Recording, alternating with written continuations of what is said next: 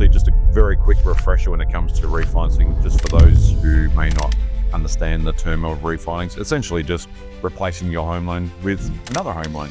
That typically revolves around wanting to get a better interest rate and helping your cash flow and all that sort of things. Why does it matter, especially when rates are dropping?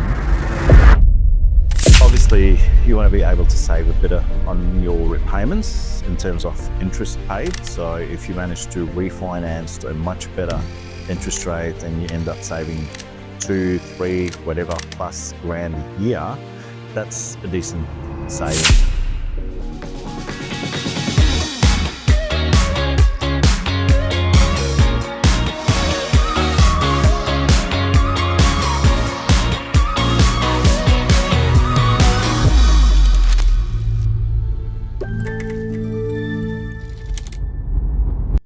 Hi everyone, and welcome back to another edition of the Brokers Lounge podcast. Today we're going to be talking about, I guess one of the most common topics when it comes to home finance, and that's refinancing. And it's a podcast topic that we've done quite some time ago now, but things have changed quite a bit since when we last did it, where last time we did it, rates were still probably climbing. But the current environment we find ourselves in today is that rates are falling, which is a great thing. So we're going to unpack a little bit more in terms of what to do when it comes to refinancing in a declining interest rate market. But before I do, a absolute big welcome back to my illustrious colleague here and co-host Eddie, who's come back after 5 weeks away on holidays. Yep. Welcome back. But how was it? Thank you. It was pretty good, man. Eh? It was pretty good. You know how it is. No, I don't know how it is. I've been on all those. Come on. Yeah, you know exactly how it is.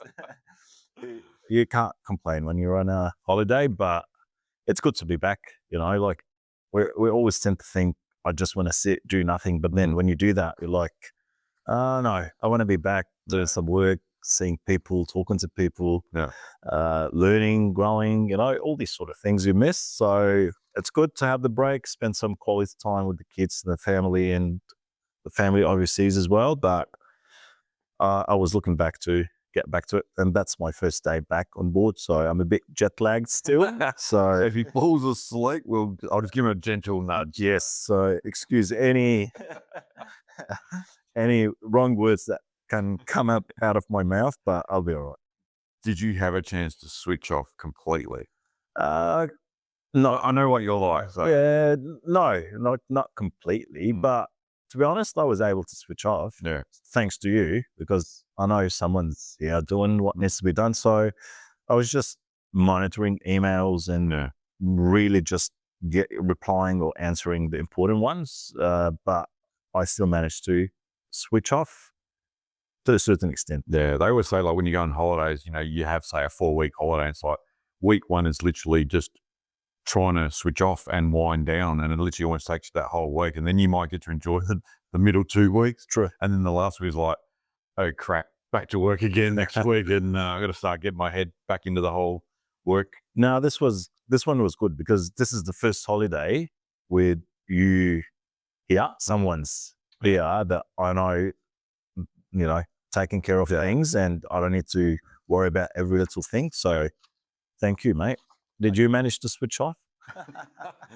I think it was probably on a Sunday morning. I think I might have switched off quickly, but all good. But it's always one of the benefits of having a good team is that everyone's banding together and making sure everything's all under control, which is 100%. Good to have you back, mate. Well, truly. So we're back, and interest rates are going down, and the market's moving. So I think it's a good time to be back and the year strong, hopefully. Yeah, and I think actually, by the way, we had the latest rate cut, wasn't it? Yes, last week. Was it the week before? A couple of weeks ago now. Yeah. So before. So yeah, we're obviously just a very quick refresher when it comes to refinancing, just for those who may not understand the term of refinance. Essentially, just replacing your home loan with another home loan. That typically revolves around wanting to get a better interest rate and helping your cash flow and all that sort of things. But there are other reasons why people do refinance. You might be looking for a loan that's got better features, or what we see quite often in our workplace here is accessing equity. Yeah. So if people are wanting to build wealth through property, one of the great ways of doing is accessing your current equity in one or more of your properties. And we help them do that by potentially refinancing, unlocking that equity as well. So, but essentially, in a falling rate environment, refinancing can really deliver some substantial savings to people, rather than when you're in a rising interest rate environment. So, we're fortunate. We're now at the other end of it where we're starting to see rates come down, which is great. There's still a lot of people who are on fixed rates or coming off fixed rates as well. So, good time to now be looking at absolutely everything. So definitely, yeah, definitely yes. And maybe worth noting about refinancing, you can replace it. You are replacing your loan with another loan, but that doesn't mean you need to extend your loan term. Yeah. It doesn't mean you need to pay full interest on the full term again. So you can keep the same rate, the same term, but on a lower rate. And obviously that's where we run the numbers and to make sure it's feasible to do the refinance and not just refinance for the sake of refinancing. Yeah. And I guess when you are in a declining interest rate market, people do have the ability to keep the same term, potentially even keep the same repayments if they can afford to do so, which obviously makes them or gives them the ability to repay that loan a hell of a lot quicker than what they were previously. So yeah, good place to be in. Absolutely. So why does it matter, especially when rates are dropping? Obviously, you want to be able to save a bit on your repayments in terms of interest paid. So if you manage to refinance to a much better interest rate and you end up saving 2, 3, whatever plus grand a year, that's a decent savings. And I tend to say to people, it's better having that money in your pocket rather than in the bank's pocket, especially if you're not extending the term, you're not worse off, you're just saving. Then $2 grand a year, that's you're paying 2 car regos or your insurance or, so it's decent. Obviously sometimes lenders offer better products than the one you're on. So you probably want to you're on a new financial plan, you want to have multiple offset accounts. Your current lender does not offer multiple offset accounts. So a lot of lenders are doing it now. So you can have 8+ offset accounts. So you can have each account does its own job while still doing its offset feature. So that's a big feature that a lot of people are trying to take advantage of. So that's another benefit. Debt consolidation obviously has always been a big one. If you've got few bad debts, such as your credit cards or car loan or a personal loan, I do understand where you don't want to roll those into your home loan and then pay over 30 years or whatever the term is. But at the same time, if that improves your cash flow by $1 grand a month, that's huge. And then you can roll that extra payment into your home loan to pay that loan quicker. And also you can have that loan of debt consolidation separate to your home loan, so you can focus on paying it down sooner, but on a much lower interest rate rather than be paying 14, 15 or 8 or 10%. You'd be paying it on 5, 6%. Yeah. So and I think a lot of people in the past may have said, well, why wouldn't you have done that earlier on? But when rates were a lot higher as well, they couldn't. Servicing was a bit of an issue too. So now the rates are coming down, servicing is obviously of people's debts is a little bit easier now. So they've now got the ability to roll in those other debts and absolutely much lower rates. So yeah. Look, there's no right and wrong. Like we always say, it comes down to the person, the individual, and if they're doing the right thing. Like I've seen people in their 60s where they kept releasing equity, buying a caravan, buying a car, going on a holiday, and they're in their 60s, they're about to retire, and they still have a $600,000 mortgage, and there's no way they're going to be able to meet the repayments. While I've seen people consolidate debt, make the smart moves, pay off these debts when needed under their home loan, and they're in a much better place. So there's no right and wrong. In theory, it doesn't sound great to consolidate debt over 30 years, but if you're practical and you do the right thing, then it might be the best thing to do. Yeah, exactly right. And you can utilize that additional cash flow towards other areas where you can continue to grow wealth. Yeah, So, exactly. It's up to the individual and how they take advantage of the current situation they're in, especially when the rates were higher. A lot of people struggled with their cash flow. yeah. And it's like, maybe you shouldn't be planning how you're going to be in 20 years if you can't survive today. So that was a big thing, you know. It's like, consolidate, just survive the next 1, 2, 3 years until rates start dropping, and then you'll see what you can do. Or if someone's in their late 20s, early 30s, they're starting their career, they might expect to start earning more money as they go, then, you know, debt consolidation can be a big advantage for them to just stay on track until they start earning more money and do the things they want to do. So it all comes down to individual circumstances. And I think we help in certain cases to see if it's the right move or not. And probably lastly, people refinance. Like you said before, some people are still on a fixed rate. And once that goes back to variable, depends on the lender or how they originated that loan in the first place, they might jump on a much higher rate. So especially they don't ask the question. And we see a lot of them. So they might jump on a 6%, 7% interest rate, while a lot of interest rates are mid fives to low fives now. So that 0.5, 0.6, 0.7, even 1% can make a huge difference. And the sooner you've got a lower interest rate, the more money in your pocket, or the quicker you start paying off that debt. So it's always worth checking and asking the question. Yeah, and I think, you know, from time to time, I've heard people, you know, clients say, okay, I'm only saving, you know, say $3,000 a year.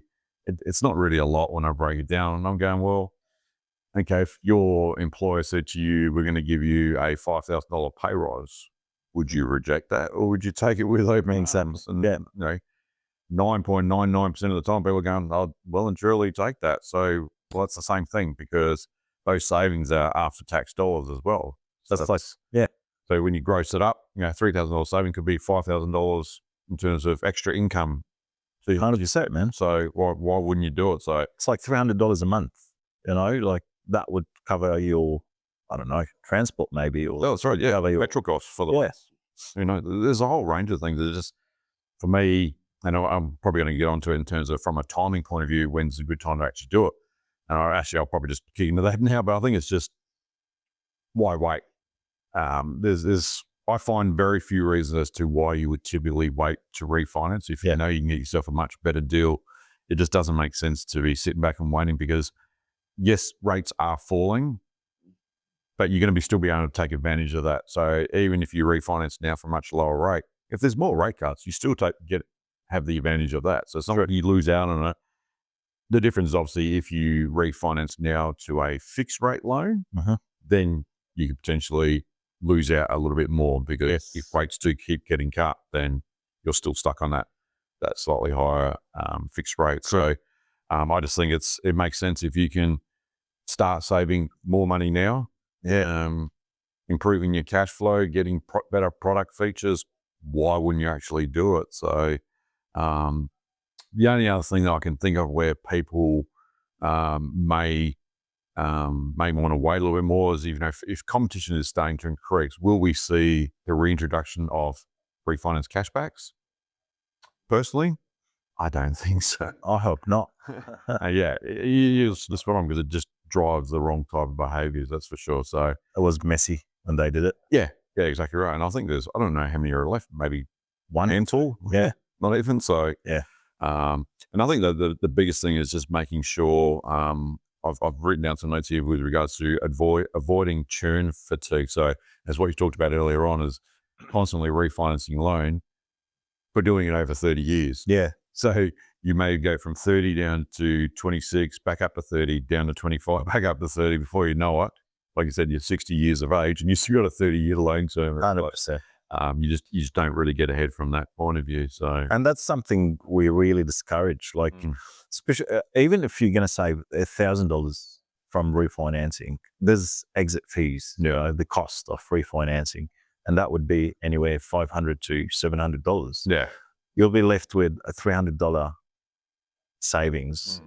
Is that worth it? Yeah. Sometimes it's not, So that's why running the numbers and understanding exactly what you're doing can go a long way, because you don't want to keep refinancing, resetting. That's not the right way to go about it. Yeah. Like you just need to be really strategic about it and have a really good strategy in place. Yeah. Talk to your broker with regards to what the strategy looks like. Because it may not be, we always talk about variable rates because that's where you can take advantage of, when the rates are falling. But your strategy may actually still include fixed rates as well. Yep. And it might not be the whole loan is fixed. It could be part fixed, part variable. I guess hedging your bets to a certain degree as well. Fixed rates are essentially that you're giving yourself a little bit of insurance so that you can reduce, because fixed rates are coming down as well. I think we've got fixed rates with a 4 in front of it now, which is great to see. And it might only be for a couple of years, but you can take advantage of that lower repayments, get yourself ahead a little bit, have another part of your loan as variable. So if rates continue to fall, you still take advantage from that point of view as well. So when you bundle it all up, at the end of the day, it's still savings there. True. But it's like anything, you just need to make sure you're on the front foot rather than being reactive. You're more, okay, sit down with my advisor, my broker, whoever it might be, and work out a strategy so that you can take advantage of all different aspects of the market as well. Absolutely. So, yeah, it's just making informed decisions based on numbers, right? Not reactive and just doing it because everyone else is doing, or I feel like I need to make a change. So as long as the numbers stack up, it makes sense. There's a reason why you're doing it, and that reason is clear and feasible, and the numbers stack up, then it might be the right thing to do. Yeah, I think obviously gone are the days where people were refinancing just to get the cash back. Yeah, because they would pocket most of it. And they're like, it's not cheap to refinance all the time, so it needs to make sense. Yeah. So that's part of the process and what to watch out for. Like we said, you need to review what you're on currently. Need to compare what's out there. Does it make sense? Is it the right move? Do the numbers stack up to apply and to get it done? Obviously, there's costs, which we discussed. So you've got your discharge fees, you've got your application fees sometimes. Also, there's sometimes possible lender's mortgage insurance if you're borrowing over 80%. And usually in these instances, people who want to refinance because they want the cash or the equity from the property. Like I had instances where people don't care about the rate. They just want as much equity as possible because they want to buy something else. They want to make a move. So that's where it's not always about rate and savings. Sometimes it's about valuation and equity and how much you can get out. So we go back into individual circumstances. So not everyone is chasing the lowest rate. Not everyone's chasing the cheapest lender. Sometimes it's features, sometimes it's valuation, sometimes it's policy, sometimes it's they like, I don't know, the blue color.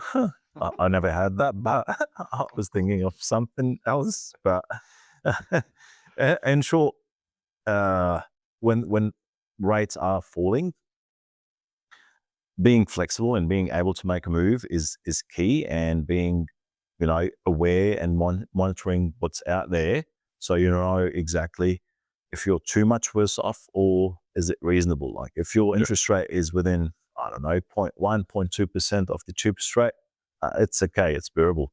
But if you're 0.5% plus higher, that can make a difference. Like on a $500,000 mortgage, you're looking at $3,000 a year. So it can make quite a difference. If the interest rate differential's 0.1%, by the time you take out the discharge costs of one lender, you've got the government costs of deregistering the existing, the discharge of the existing mortgage, registering of the new mortgage.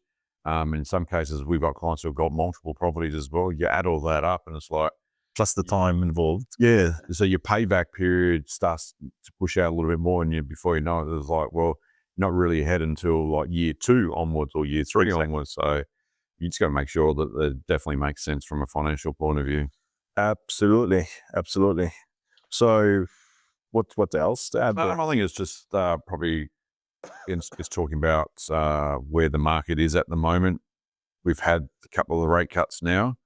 I think we're almost every single lender has passed it on, which is good.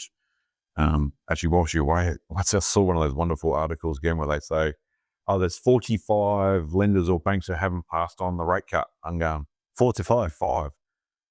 But that was a list of about 150 different lenders here in Australia. I didn't even know we had that many lenders here. I looked through the list and I went, who are these people?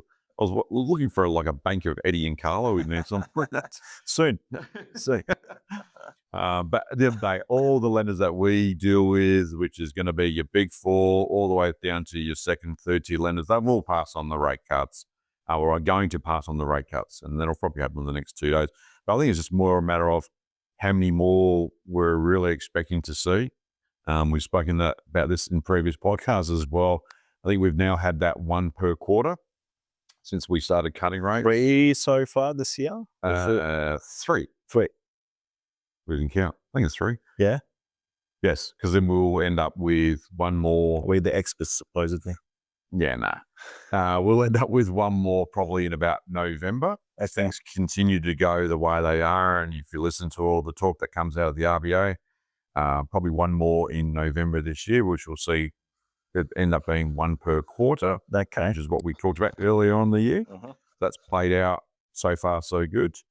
And then next year, they're still talking one more in the first quarter of 2026. Okay. So we've still got probably a couple more rate cuts ahead of us. So, you know, if you are considering fixing, you need to really understand essentially what could play out over the next, because if you're going to be locking in for 2-3 years, you don't really get much benefit for locking in for 1 year at the moment, right? So you need to be locking in for at least 2 to 3 years. So you got to say, well, what benefit, what savings am I going to see in the first 2 years? And build in another 2 rate cuts from a variable point of view and say, well, let's do the numbers and see if I'm going to be ahead for a longer period of time or if it's only going to be very short term and I'm going to be behind the 8 ball. So it's interesting because overseas I met relatives who are in the United States and they work in the mortgage space as well. Over there, they do the 30-year fixed term. Yes. So you can fix your line for 30 years. And there's people who fix the rates at 1.5 and 1.8%. Yeah. And it's like they will never sell the property because you can't secure such a rate. Yeah. I remember I went on a work trip to the US many years ago now. It was actually just up September 11. And same thing, that's when I was introduced to a 30-year fixed rate loan. I just went, and here I am coming from Australia going, mate, we can only fathom 5 and they're doing 30. But in those days, I'm not too sure whether it's still the case now, but in those days, the American people were actually quite smart in terms of working out whether they would, if they were to break that loan in say 6 years time, trying to work out how it works now. But here in Australia, if you break a fixed rate loan, you typically have to pay break costs. If the interest rate is lower. Correct. But in America, it was the other way around. Instead of the banks just saying, thank you very much, you could actually get the bank to pay you the break costs for getting earlier. So they would almost use it to their advantage, and if they calculated it properly and they had a particular view of where the market was going to be.